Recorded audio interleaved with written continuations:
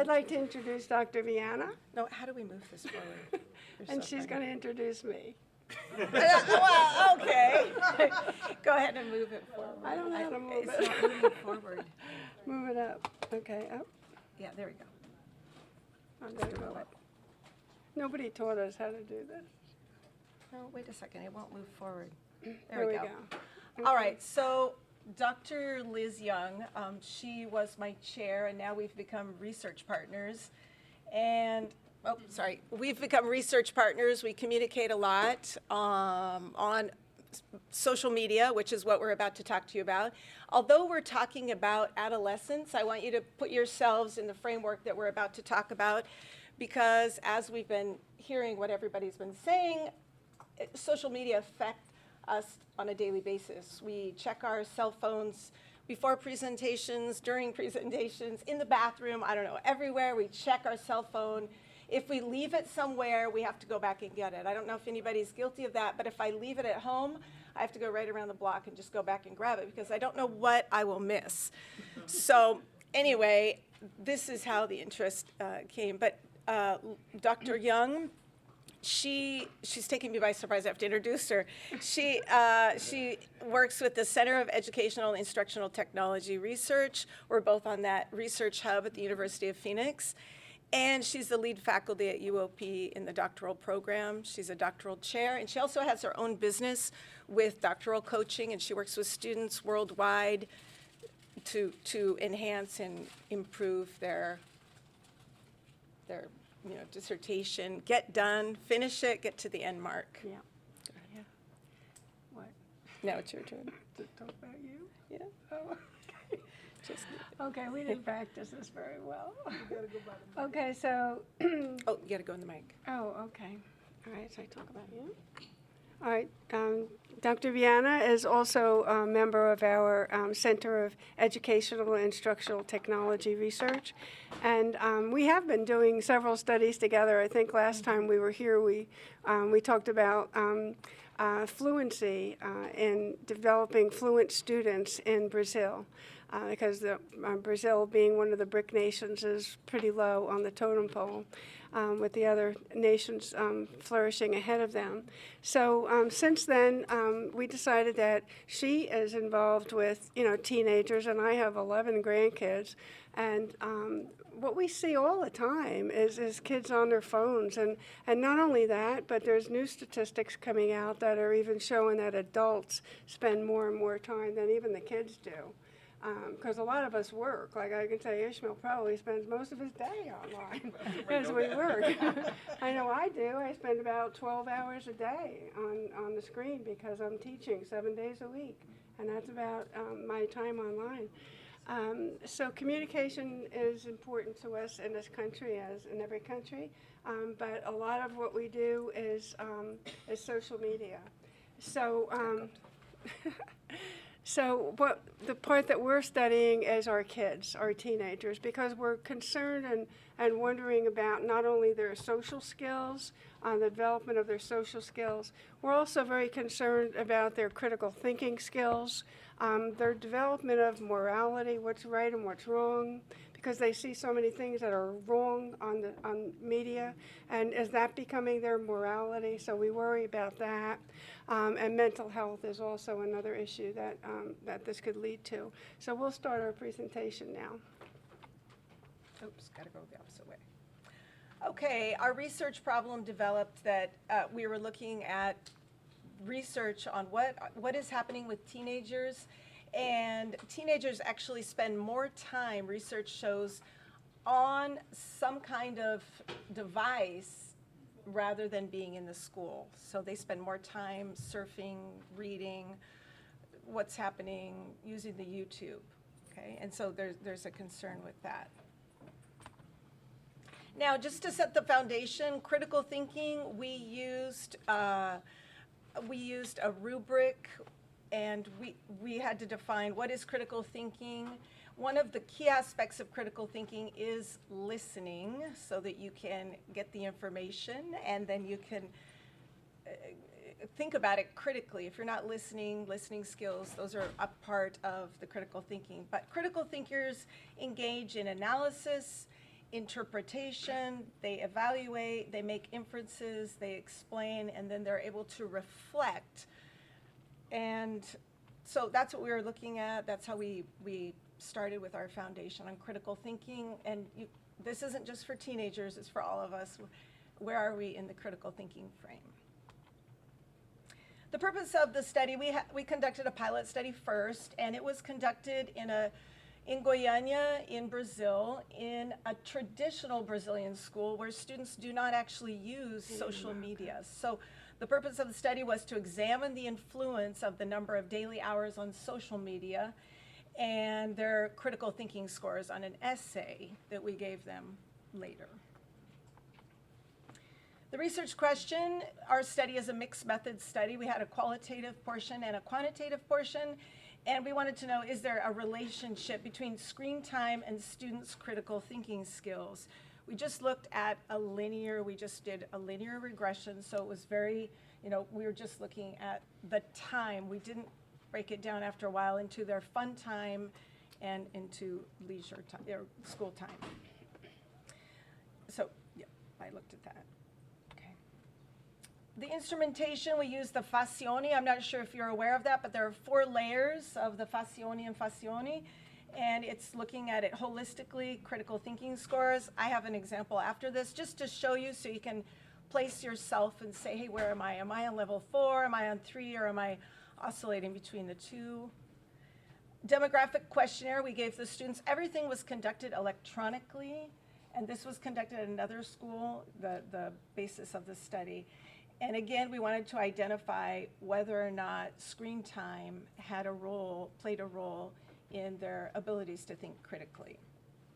And to do that, we had 2 essays. You might be familiar with the essays. It's a Heinz dilemma. It's actually a famous dilemma.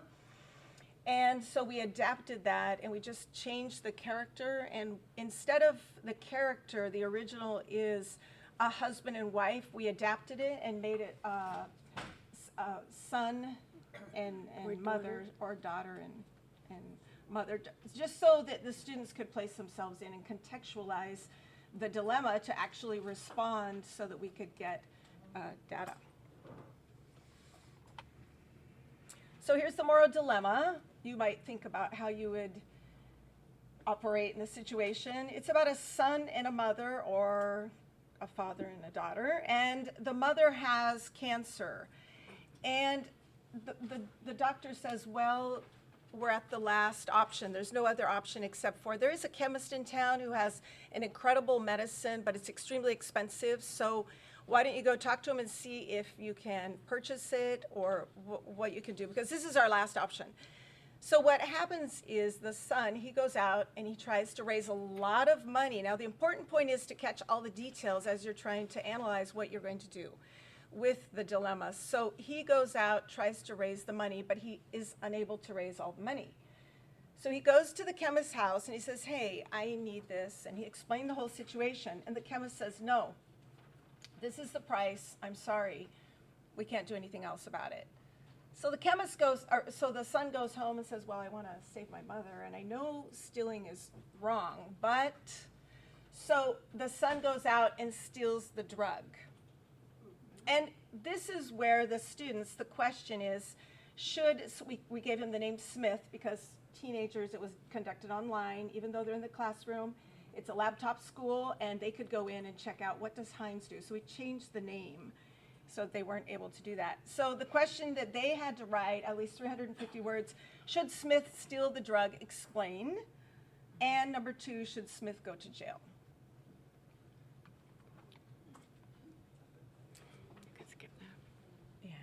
Okay, so here's just a quick, I'm just going to move through just 2 things. The Measuring Thinking Worldwide, Fazioni and Fazioni, if you're interested in checking out.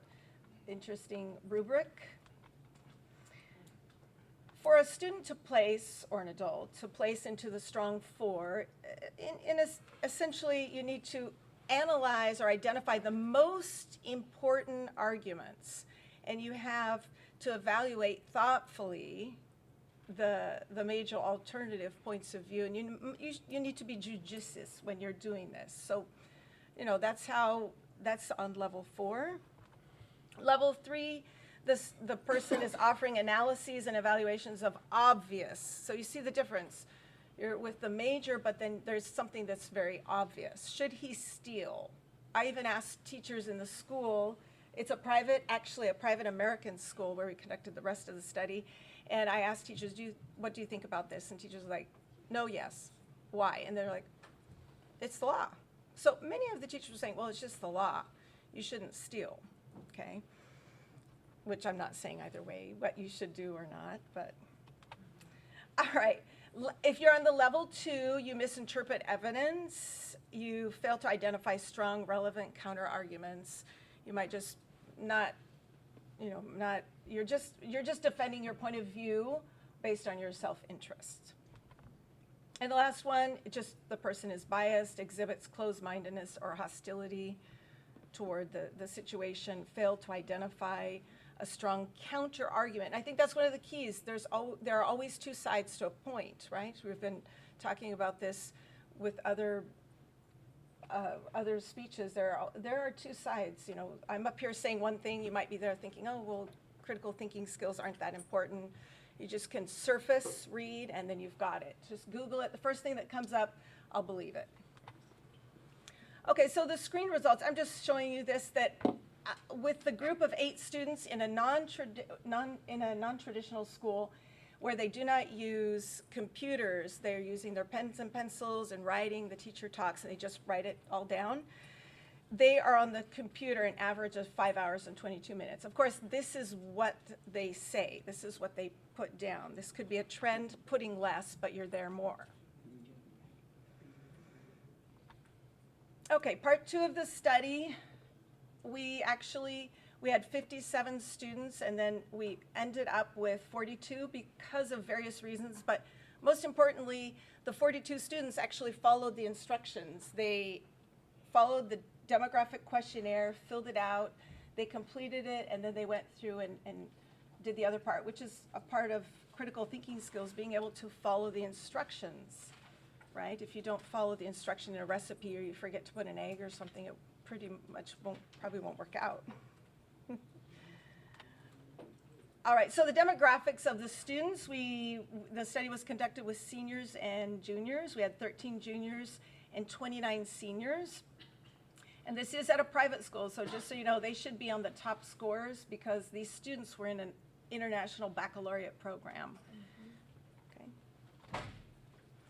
What we found here, if you're looking, you take a look at the critical thinking versus the screen time, the scores didn't conglomerate. The time, some students who had high scores were on the computer very little time, according to that student.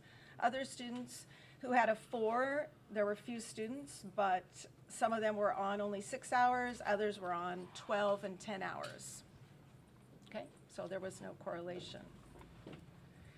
The results, the students' mean of their critical thinking scores was 2.45, which is low for students who are supposedly advanced students, right? They're in the International Baccalaureate program. That means they're working at college level as juniors. I'm not sure if you know what the International Baccalaureate program entails, but you have to be on the top in order to get into this program. So their average critical thinking score was only 2.45. And they spent an average of 8.57 hours, which corresponds with the research we were finding that students are on the social media more than doing anything else. Okay, that's confounding variables. Okay, an observation that I've made as Dr. Vianna was talking is that even in this very room, as adults, about 25% of us are on computers or on our cell phones while we're doing a presentation. And I think that was quite an interesting observation. I made the same observation myself back in May. 3 parts of our family, well, all 3 parts of our family, all got together for one of my grandson's graduations. And we were at this gigantic hibachi table that was about almost as long as this, with 14 of us. And you know what? Everybody's on their phones. People hadn't talked to each other for years, and they're on their phones. And I'm talking about my kids as well as my grandkids. So it afflicts if we want to call it an affliction, it afflicts adults as well. So not only are people like us that, work on the computer for our job online because of our work, but also the whole idea of social media takes over. And so we become addicted to that.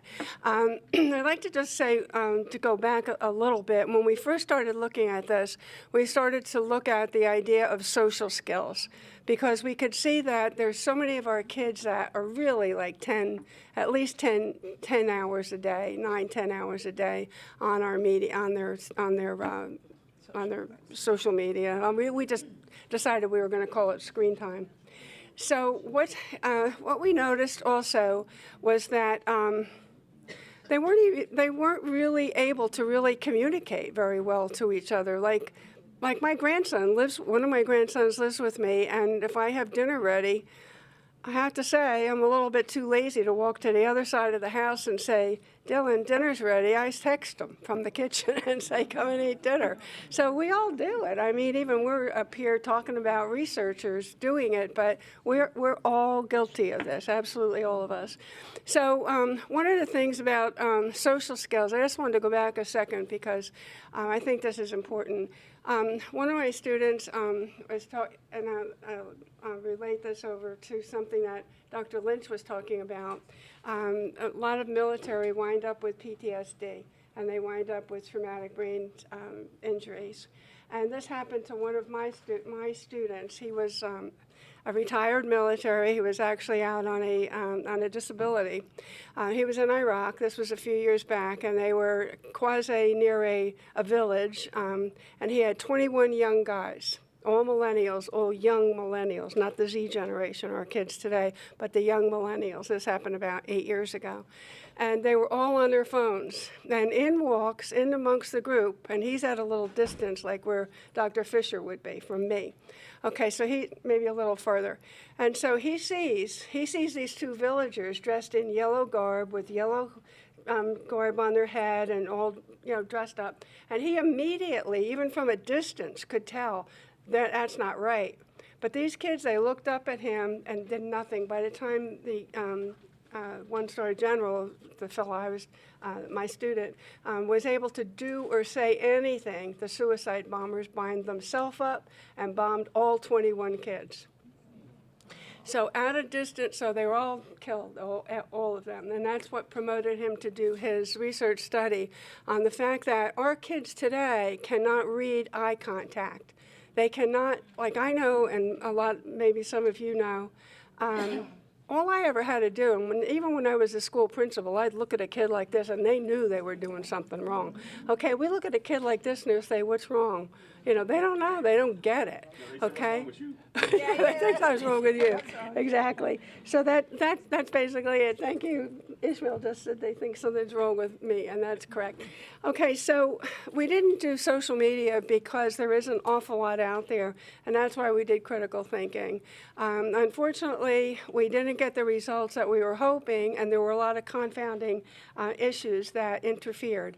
And this is a lesson for my students that I tell them, never give up. There's always an end around. There's always a way around something, and you never give up. If you're onto something, just keep going with it. So we did the pilot study, then we did the study as Dr. Vianna told us, and then we weren't real happy, and we found some, oh, that was good. You got rid of the side things. We found some interesting things that we talked about, and we said, okay, well, some of them were juniors, some of them were seniors. Maybe there's a little developmental issue there, difference in their development. And then we also looked at there was really a lack of standardization of the administration of the dilemma to the students.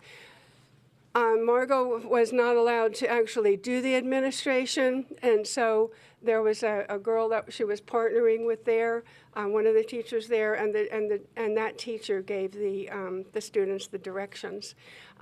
So did she give directions the same all the time? We don't know. And then also it was a non-graded assignment. So kids, if they're not graded, they don't really care what they write, okay? They just want to get done. There are two different environments. One was one was the classroom environment, and one was a common area area that they were tested in, and they were promised snacks, so maybe they did a little bit better. But we really don't think that they put down the right number of hours on this, and that was because we weren't the ones, actually, producing it. So. Do you think the results would have changed even if it was like a required grading assignment, them being honest? I don't think it would have mattered either way. The math teacher actually later, he was very interested in this study because he said, I want to see what you're coming up with. He was very interested in it because, he teaches math. So he said, what are their writing skills? He wanted to know if there was any correlation. And he looked and he said, no, this student, she's always on her cell phone. This one, they're underrating themselves, which we might too. We don't know unless we have on our cell phone. It tells us how often we're on it. You have that on your phone. It tells you how often you're using it, how often you're reading or doing other types of things. I have that on mine. Sometimes when I go in, I'm surprised. I'm like, oh, I don't think I was on it that long. That's generally the population, because they've done research on this. We all underestimate how much We time. underestimate. Oh, yeah, We yeah. think we don't spend maybe an hour, we're spending 4 or 5 hours. Oh, yeah. Absolutely. So, What's the name of the app? Yeah. What's the name of the app? well, it's on my Apple phone. Please, Yeah, I'll show it to you. Yeah, it tells me how long I've been on. Today will be less. So, being researchers that don't give up, we decided to have this incubation period, which simply means that, we spend some time away from it. And then we decided, let's get back on the phone and we'll both score these together on WhatsApp because that doesn't cost us any money. And so we used WhatsApp and we went through every single essay again and we rescored them. And I think we rescored one different, and that was it. And it didn't make any difference at all in our study. So we left it at that. Because, there are different ways to score. You can score according to the Fazioni. You can score it with 3 raters, and then you average if there's a difference, which we didn't want to do. The second one, you score it alone and then talk about it. And then the other one where you could change it after you've discussed it. But we did the second one where we decided to talk about it and see if there were any differences. And we were close, it wasn't just one. We scored them all on our own first, and then when we did them together, we only found we were discrepant in a couple of scores, and then we talked it out. And she usually went with my idea. What I was going to say. What I was going to say is actually, then that got us involved in the next leg of our study, which is very interesting because students, because they're in the IB program, they're constantly they're thinking about morality. Actually, they're given a world issue, like what would you do, and they have to get up and they have to debate. It's very complex. It's more popular in the UK, the IB program. My son went through it, which is one of the reasons I became interested. I didn't force him, but I motivated him so that he would open up his framework and see what's out there, something different than what he was going through in the Brazilian school. And he was constantly, having to write. There's a 4,000-word essay that you have to write with data in there, and you have to send out a mini survey. So when they get finished, they should be highly, endowed in critical thinking. So that's why we were a little bit disappointed in the scores that they showed us. Maybe they're in the program, but they shouldn't be in there. Do you know what I'm saying? Because many of the students at this school are children of politicians, children of diplomats, and so you just automatically, they get into a certain... When you say disappointed, because you mentioned earlier we were disappointed in the results because you expected to find something different, or you felt like the study was not done in a way? Yeah. Because we learned just as much whether it's significant or not significant. So. Yeah, exactly. That's a good point. We learn as much from what doesn't work as we do from what works. And so we were constantly rethinking this whole project. And because we weren't able to actually do the actual administration ourselves, we thought that was a flaw, that could have been done differently, because we both have physically observed, and like she said, the math teacher himself in the school, the same school. It was a situation of the gatekeeper. Although the principal allowed me in, only a year later was I able to get in and conduct this study. There was never a time to do it, and it could be because I was outside of, or what was I going to find on the critical thinking skills? I still have to present it. So, it was fine with the principal. He was like, you can go in there tomorrow, Margot, and just do it. And I was like, okay. But then the person in charge of the IB program was on a different platform than I was. And it was very difficult. I went to the school like 3 different times to conduct the study. We had it all organized. So it's interesting when you're doing research, you can get the okay, even though you're doing it through the university. But sometimes just one person can hold you up, and then you have to keep persisting. I kept persisting. I would write to her and say, I'm coming. I want to give this study. And then I started saying, well, you can give the study, but I'll be there. So that's how it happened. I had to be there. You have to give up a little bit and expand it. And so that was the disappointing part. So what we're going to do is, because we both belong to the Center for Education, Instruction, and Technology at the University of Phoenix, and so now that we have data, then we're now going to apply the regular way through the United States. In Brazil, you don't need IRB.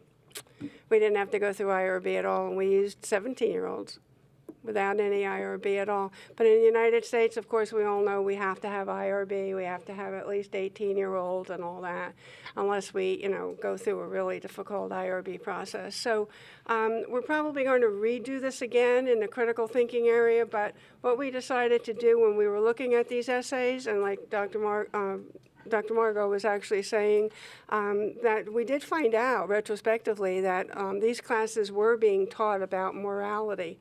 So, and hence, we didn't really know that at the time. So we started to examine the actual essays that they had written, and they were very moral, morality context. So then we decided to look at Kohlberg, who is, as you might know, is the person who developed the what? Moral stages of development. The morality. Do you have a question? Do you have a question? Oh, okay. I don't know why you're waving your arms at me back there.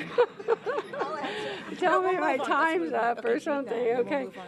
Okay, so the third question is, how does responding to an adapted Heinz dilemma, which is what Kohlberg developed, these dilemmas, reflect an individual's level of moral development according to the 3 Kohlberg stages?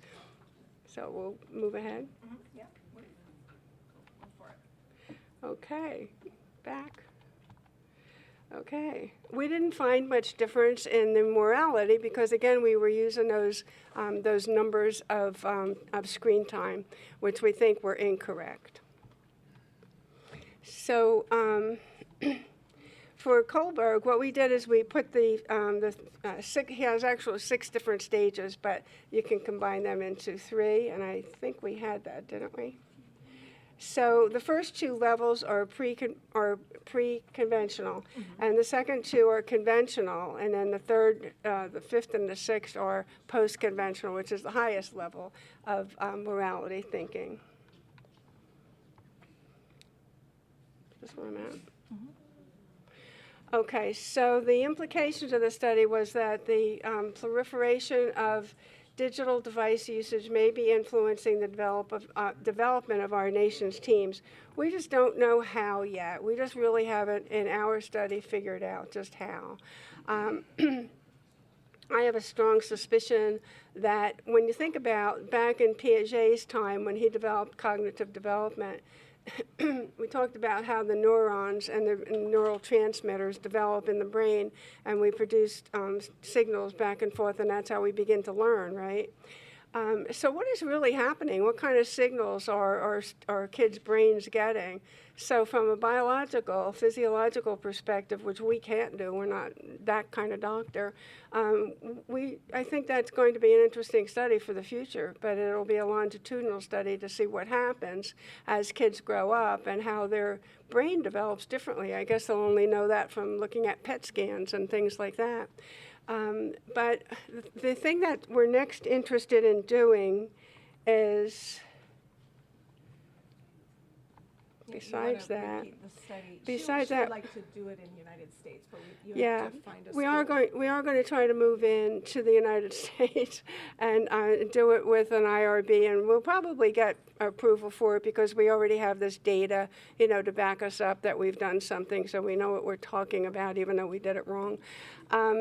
And so one of the questions that I think we may pursue is also the critical thinking, but in the United States, most all of you might know of the game called Call of Duty and also Fortnite. I'll tell you, those games take an awful lot of critical thinking in order to play and to win. You know, I know it's in Call of Duty. My grandson is on a team of players, and they're into $50,000 now. So if they win $50,000, then they get to move to the next level for $100,000. Now, the people that are sponsoring the games, so to speak, the kids don't get the money. They say that they're going to charity, so I don't know. Well, I don't know if that really is the case, but it's very competitive. You can't talk to any of those kids when they're on the game. They'll get killed or something, and then they'll be really upset because they're dead, right? So you can't do that. You can't touch them. You can't approach them, you know. So the next thing that we are interested in is, and I'll just end this by talking about, and I think you might relate to this. The only way that we can really punish our kids today, so to speak, we can't tell them, okay, no TV for 5 hours. We can't tell them, go to your room for a day, go to a room for a month. We can't even do that. The only way we can actually get to our kids today is to take their cell phones away. That's the only way we can punish our kids. And you know what happens? They get almost into a mode of depression. They don't know what to do with themselves. They sit there, they mope, they cry, you know, they Mine go to the computer, but I'm not looking at it. oh, no, you I have could to find some kind take of- it all away from them. But so I think one of the things we might look at next is interview parents and I think probably the parents of the younger children and find out just what are their observations when they take away that cell phone. You know, what does happen to them? I know my own grandkids, they sit there like this, like there's something wrong with them. I'm like, wake up, you know. And that's just what happens. They can't communicate. They don't know what to say. They don't know what to do. They're lost because everything's happening in their world that they're no longer part of. So what we do by taking their cell phones away is we take their world away from them because that's their make-believe world that they live in. So there's a lot to be discovered in this area. And plus, if we connect it to what Dr. Okora said and what Dr. Sugg said about cybersecurity, I mean, how do we even know what they're being subjected to out there? Thankfully, they don't have bank accounts on their cell phones. But okay, so Or not yet. we're done.